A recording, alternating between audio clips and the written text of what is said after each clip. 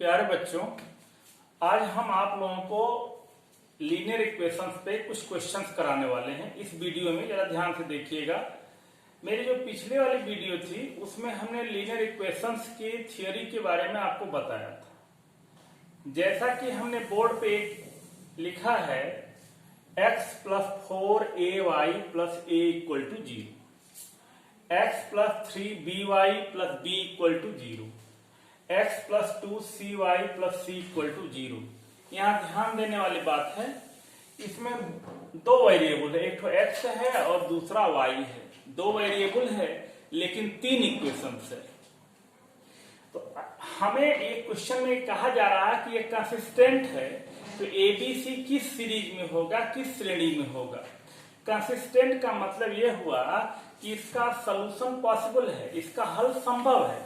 तो एक तरीका तो ये होता है कि हम किसी दो इक्वेशंस को लेकर के उसको सॉल्व कर लें, उसको हल कर लें, x और y की जो वैल्यू मिलेगी उस वैल्यू को तीसरे इक्वेशंस में सेटिस्फाइड करा दें, यानी तीसरे इक्वेशंस में x और y का मान सब्स्टिट्यूट कर दें। इसके बाद जो हमें प्रूफ करना होगा वही आ जाएगा। लेकिन उससे भी आसान तरीका है, आप थियरी वाले यूट्यूब वीडियो में देखेंगे तो यदि दो वेरिएबल में तीन इक्वेशंस है और सिस्टम कंसिस्टेंट है अर्थात हल संभव है, तो डी की वैल्यू 0 कर दिया जाए। तो यहाँ देखें क्वेश्चंस में बोला जा रहा है कि सिस्टम कंसिस्टेंट है, मतलब हल संभव है। तो हल संभव है तो डी हम निकालते हैं। अब जरा डी देखिए आप, डी है पहला कॉलम x का बनता है, आप जानते ही हो x के कोफिशिएंट का। दूसरा कॉलम y के कोफिशिएंट का, तो 4a 3b और 2c। और तीसरा कॉलम जो होगा constant term a b c equal to 0। अब इसी की वैल्यू हमें फाइंड करनी है। तो यहां देखें, हम चाहें तो प्रॉपर्टी लगा करके ऐसा करते हैं, r1 tends to r1 minus r2 and r2 tends to r2 minus r3। r1 में से r यहां 0 हो जाएगा, 4a माइनस 3b हो जाएगा, यह a माइनस b हो जाएगा, ये 0 हो जाएगा, ये होगा 3b माइनस 2c हो जाएगा, ये हो जाएगा b माइनस c हो जाएगा, ये 1 हो जाएगा, ये 2c हो जाएगा, ये c हो जाएगा। अब इसको एक्सपेंड कर देते हैं पहले कॉलम के रेस्पेक्ट में, प्लस माइनस प्लस, तो ये हमारा d है। अब देखते हैं, ये 1 इंटू ये कॉलम छूट गया, ये रो छूट गई।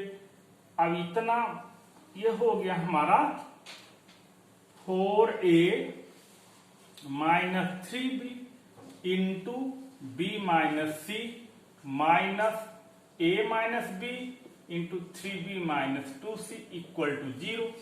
अब इसको एक्सपेंड करते हैं, देखते हैं क्या निकल के आता है। तो ये आता है 4ab minus 4ac minus 3b square plus 3bc और माइनस यहां पे हो जाएगा 3ab minus 2ac minus 3b square plus 2bc equal to 0। अब ब्रैकेट्स को ओपन करेंगे, 4ab minus 4ac minus 3b square plus 3bc minus 3ab plus 2ac plus 3b square minus 2bc equal to 0। अब देखते हैं क्या क्या cancel होता है। 3b स्क्वायर से 3b स्क्वायर कैंसिल हो गया, यहाँ 4ab है और यहाँ 3ab है माइनस, तो ये बच गया हमारा ab। अब यहाँ देखिए 4ac है, यहाँ 2ac है, तो माइनस 2ac। अब यहाँ देखें 3bc है और यहाँ माइनस 2bc है, प्लस bc इक्वल टू 0। अब हम इसको शिफ्ट कर दे रहे हैं, तो b कॉमन ले लेते हैं, तो a plus c equal to 2ac imply that b equal to 2ac upon a plus c। ये शो करता है कि ABC HP में होगा। तो इसका मतलब हमसे यही पूछा जा रहा था कि अगर सिस्टम कंसिस्टेंट है तो ये जो तीन कांस्टेंट है ए बी सी किस सीरीज में होंगे, तो ये एचपी में होंगे। अब चलते हैं अगले प्रॉब्लम पे, अगले क्वेश्चंस पे।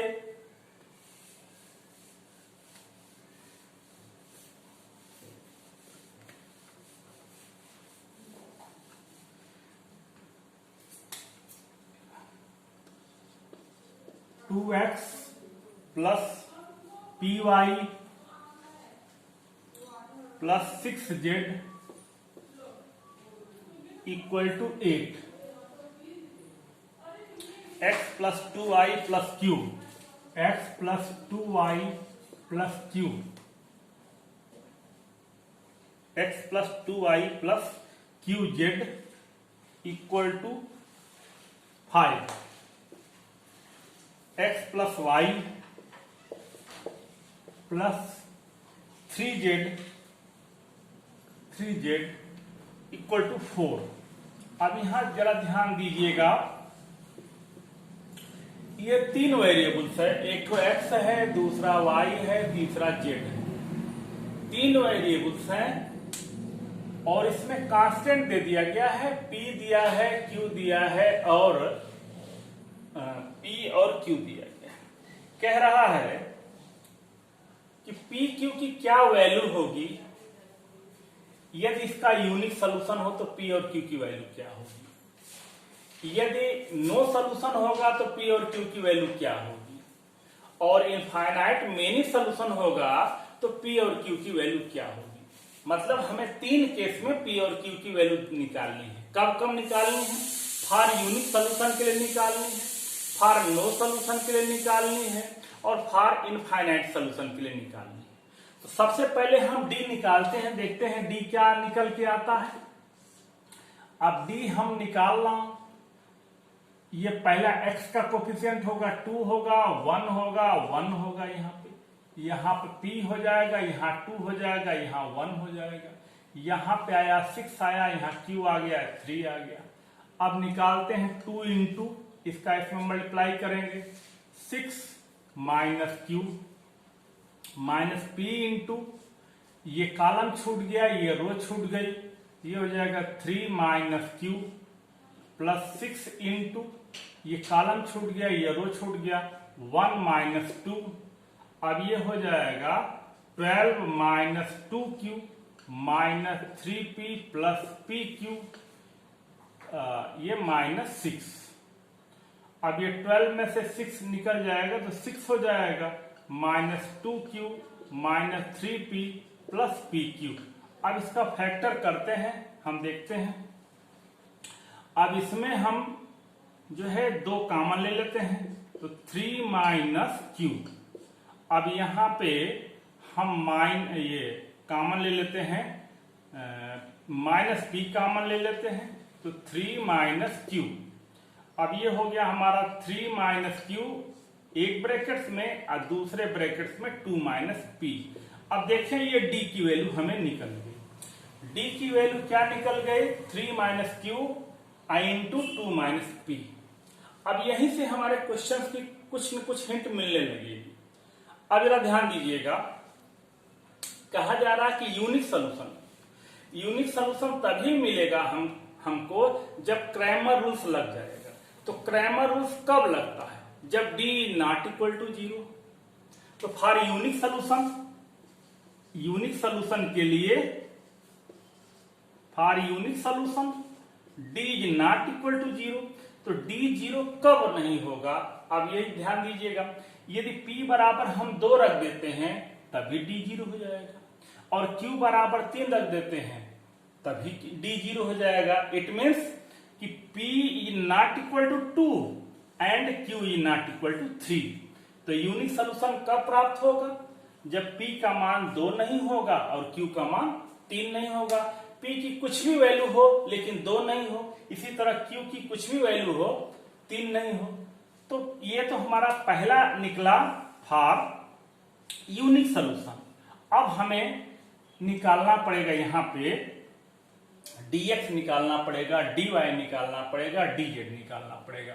अब देखिए हम dx निकाल के दिखा रहे हैं। dx क्या निकल के आ रहा है? ये पहला कॉलम जो होगा dx में हो जाएगा हमारा 8, 5, 4।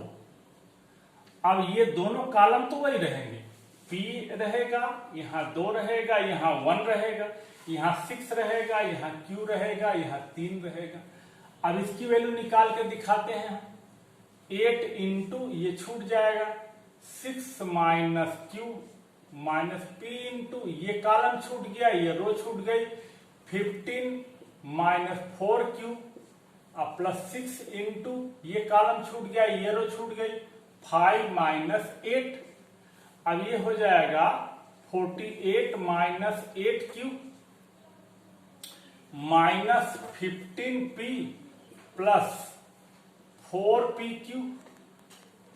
ये हो जाएगा हमारा माइनस 18। अब देखते हैं यहाँ 48 है और यहाँ 18 है।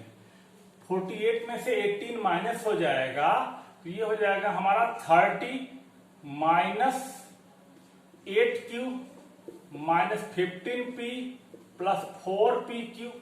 अब देखते हैं कुछ फैक्टर होता है, इन दोनों को एक साथ लेके 15 हम कॉमन ले लेते हैं तो 2 माइनस p हो जाएगा। और इन दोनों में यदि हम 2 ये कॉमन ले लें, 4 और q कॉमन ले लें, 4q कॉमन हो जाएगा, माइनस 4q कॉमन हो जाएगा, तो ये हो जाएगा हमारा ये पाई टी हो जाएगा 2 माइनस पी, तो ये हो जाएगा हमारा 2 माइनस पी और 15 माइनस 4q। ये तो निकला हमारा dx की वैल्यू। अब हम dy निकाल देते हैं, dy यहां निकाल के दिखाते हैं।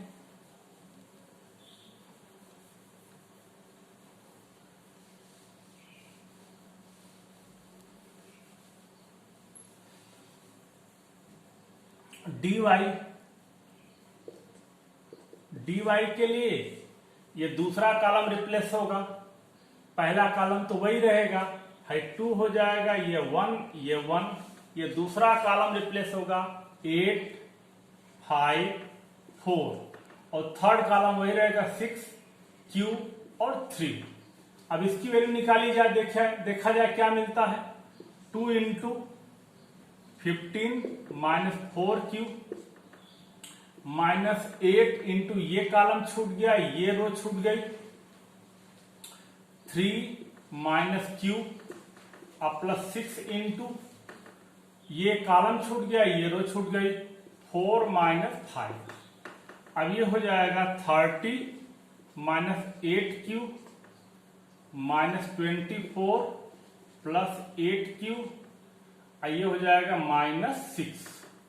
अब देखते हैं 8q से 8q और 24 और माइनस 6 30 से ये दोनों कैंसिल हो गया, ये dy तो हमारा 0 हो गया।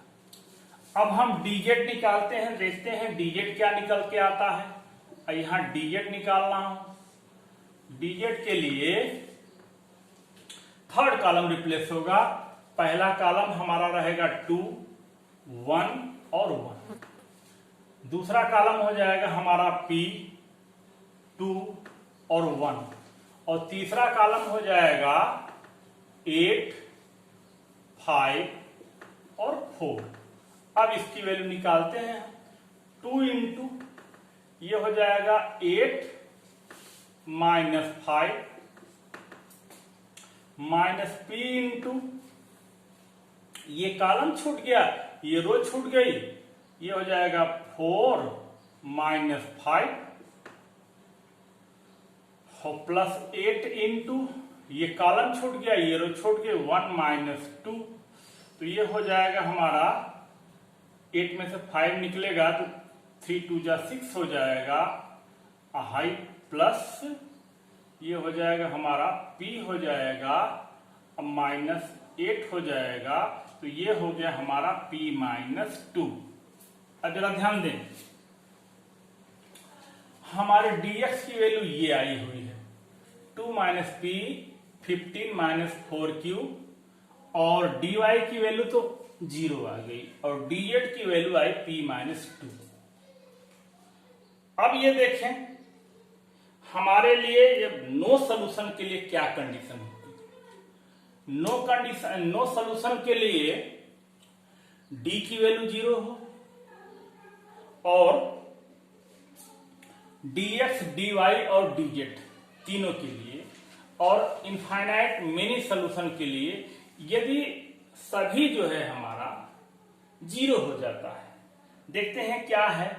अब यहां पे यदि हम ये देखते हैं कि p बराबर 2 रख देते हैं, जब p बराबर 2 रख देते हैं तो देखते हैं p बराबर 2 रख देंगे तो ये d की वैल्यू 0 हो जाएगी, dx की वैल्यू भी 0 हो जाएगी, dz की वैल्यू भी 0 हो जाएगी, और ये dy तो ऑलरेडी 0 है, टोटल 0 हो गया। तो जब टोटल 0 हो जाएगा, टोटल 0 हो जाएगा, यदि हम p की वैल्यू 2 रखते हैं तो d भी 0 हो जाएगा, dx भी 0 हो जाएगा, dy 0 है ही है, dz 0 हो जाएगा। उस केस में इनफाइनाइट मिनी सोल्यूशन हो जाएगा। तो जब p की वैल्यू हम 2 रखते हैं तो सब 0 हो सकता है, सब 0 हो जाएगा। तो q की वैल्यू कुछ भी रख सकते हैं। तो इसका मतलब ये निकल के आया कि फॉर इनफाइनाइट मेनी सोल्यूशन के लिए p बराबर 2 होगा और q एनी रियल नंबर होगा, कोई भी वास्तविक संख्या ले सकते हैं। अब ये देखिए यदि हम p की वैल्यू 2 नहीं रखते हैं और q की वैल्यू 3 रख देते हैं, तो जब q की वैल्यू हम 3 रख देते हैं उस केस में d तो 0 हो जाएगा, लेकिन हमारा ये dx और dz ये नॉट इक्वल टू 0 हो जाएगा। इट मीन्स तब नो सोल्यूशन होगा। नो सोल्यूशन के लिए ये कंडीशन होती है कि d 0 हो लेकिन dx, dy और dz में तीनों एक साथ 0 न हो। तो ये क्वेश्चन का सोल्यूशन निकल के आया p और q की वैल्यू जब यूनिक सोल्यूशन होगा, जब इनफाइनाइट मेनी सोल्यूशन होगा और जब नो सोल्यूशन होगा। तो एक बार फिर से बोल देता हूं, for unique solution p not equal to 0 and q not equal to 3। For infinite many solution p equal to 2 and q belongs to any real number. और फॉर नो सोल्यूशन p की वैल्यू 2 के बराबर न हो, p की value 2 के बराबर न हो और q की वैल्यू 3 के बराबर। अब चलते हैं हम अपने अगले क्वेश्चन पे।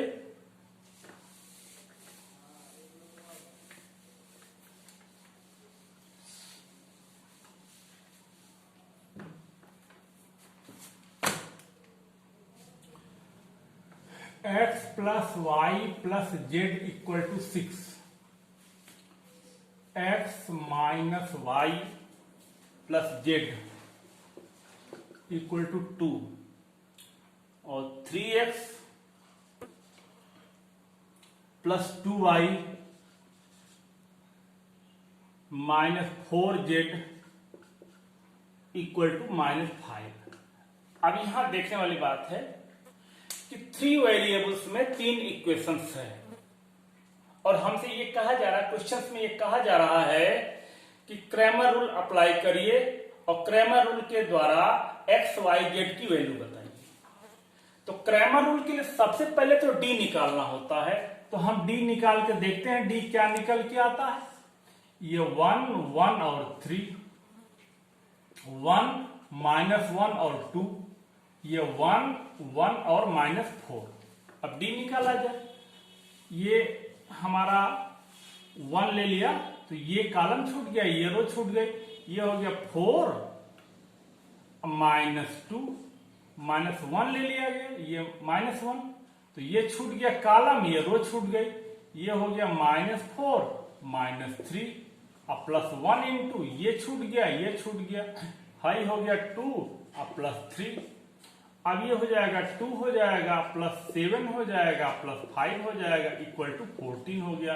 ये नॉट इक्वल टू 0 है, d की वैल्यू नॉट इक्वल टू 0 है, तब ये लग रहा है कि क्रैमर रूल्स लग सकता है।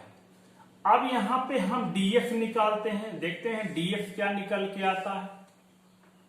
dx के लिए ये पहला कॉलम जो होगा इससे रिप्लेस हो जाएगा, यहाँ 6 हो जाएगा, यहाँ 2 हो जाएगा, यहाँ -5 हो जाएगा। अब यहां पे दूसरा कॉलम सेम रहेगा, 1 माइनस 1 2 1 1 माइनस 4। अब ये dx निकाल के देखते हैं क्या निकल के आता है, 6 इंटू ये कॉलम छूट गया, ये रो छूट गई, 4 माइनस 2 माइनस 1 इंटू ये कॉलम छूट गया, ये रो छूट गई। तो ये हो गया हमारा -8, इसका इसमें मल्टीप्लाई किया, अब +5 हो गया। अब यहां 1, ये कॉलम छूट गया, ये रो छूट गई, 2 2 जा 4, अब -5। देखते हैं क्या निकल के आता है, 4 में से 2 जाएगा तो 12 हो जाएगा, ये हो जाएगा +3 हो जाएगा, और माइनस ये 1 हो जाएगा, ये हो गया हमारा 40। तो ये किसकी वैल्यू निकल के आई, dx की वैल्यू निकल के आई। अब देखें dy की वैल्यू निकालना, dy के लिए ध्यान देंगे, कौन सा कॉलम रिप्लेस होगा, सेकेंड कॉलम इससे रिप्लेस हो जाएगा। इट मीन्स पहला कॉलम तो वही रहेगा 1 1 3, और सेकेंड कॉलम रिप्लेस होगा 6 2 -5, थर्ड कॉलम वही रहेगा 1 1 -4।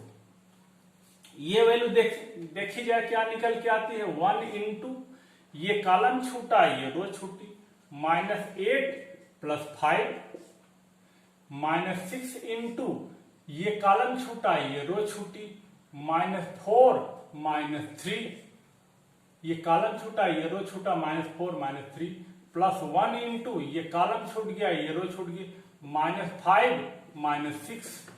अब देखते हैं कितना निकल के आता है, ये हो जाएगा हमारा -3 और 7 + 42, आइए -11, तो 42 और -40, तो ये क्या निकल के आएगा, ये आएगा हमारा 42 में से 40 निकल जाएगा तो 28 आया। अब dz निकालते हैं, dz में आप जान ही रहे हो कौन सा रिप्लेस होगा, थर्ड कॉलम रिप्लेस होगा, पहला कॉलम वही रहेगा 1 1 3 1 -1 2, और थर्ड कॉलम रिप्लेस हो जाएगा 6 2 और -5। अब इसकी वैल्यू देखते हैं क्या निकल के आती है, 1 इंटू ये छूट जाएगा 5 -4, -1 इंटू ये कॉलम छूट गया, ये रो छूट गई, -5 -6, +6 इंटू ये कॉलम छूट गया, ये रो छूट गई, 2 और +3, ये हो जाएगा 1 हो जाएगा, ये +11 हो जाएगा, और +30 हो जाएगा, तो ये 42 हो जाएगा। अब देखें यहां पे d की वैल्यू 14 आई हुई है, dx की वैल्यू हमारी 14 आई है, dy की वैल्यू 28 आई है, और dz की वैल्यू 42 आई है। तो x = dx अपान d, तो dx 14 में 14 से डिवाइड करेंगे तो 1 आ जाएगा, y = dy अपान d, ये 28 अपान 14 = 2 हो जाएगा, और z = dz अपान d, 42 अपान 14 ये 3 हो गया। तो x की वैल्यू 1 आई, y की वैल्यू 2 आई, और z की वैल्यू 3 आई। अब आप चाहो तो ये इक्वेशंस, ये जो वैल्यूज है इन इक्वेशंस में किसी में या सब में रख करके सेटिस्फाइड करा सकते हो, तो सेटिस्फाइड कर लो, 1 2 3 3 3 6, तीनों इक्वेशन सेटिस्फाइड हो रहा है। That's all. अगली वीडियो में कुछ और आएगा।